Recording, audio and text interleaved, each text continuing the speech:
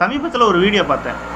அதில் வந்து பார்த்தா ஒருத்தர் பேசியிருந்தார். அவருக்கு வாட்ஸ்அப்பில் ஒரு மெசேஜ் வந்துச்சான், இந்த மாதிரி குழந்தைங்க தத்தெடுத்து வளர்க்குறதுக்கு தேவைன்னாக்க இந்த நம்பருக்கு காண்டாக்ட் பண்ணுங்கள் அப்படின்னு சொல்லிட்டு. இவரும் என்ன தான் அப்படின்னு சொல்லிட்டு தெரிஞ்சுக்கணும் அப்படின்னு சொல்லிட்டு ஃபோன் ட்ரை பண்ணியிருக்காரு. அதில் பார்த்தாக்கா ஏகப்பட்ட குழந்தைகளை வச்சு விற்பனை பண்ணியிருந்திருக்காங்க. அதாவது எப்படின்னாக்கா 34 குழந்தையிலேருந்து 2-2.5 வயசு குழந்தை வரைக்கும் விற்பனை பண்ணிக்கிட்டு இருந்திருக்கிறாங்க.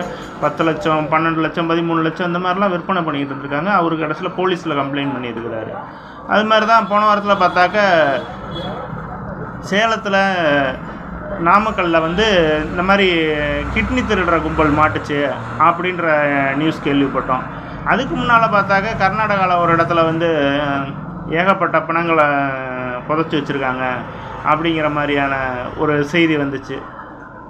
நான் இன்றைக்கி கூட அதை தோண்டி எடுத்துக்கிட்டு இருக்கிறதா நியூஸ் பார்க்குறோம். இது மாதிரி கண்ணுக்கு முன்னால் இவ்வளோ பிரச்சனைகள் நடந்துக்கிட்டு இருக்கிறத பார்க்கும்போது நம்ம என்ன மாதிரி சமுதாயத்தில் வாழ்ந்துக்கிட்டு இருக்கோம், இவங்களுக்கெல்லாம் குடும்பங்கள் இருக்கா, மனசாட்சி இருக்கா, என்னன்னே புரிய மாட்டேங்குது. நம்ம பார்க்கும்போது நம்ம பார்க்குற உலகம் வேறையாக இருக்குது, ஆனால் நடைமுறை உலகம் வேறு மாதிரியாக இருக்குது.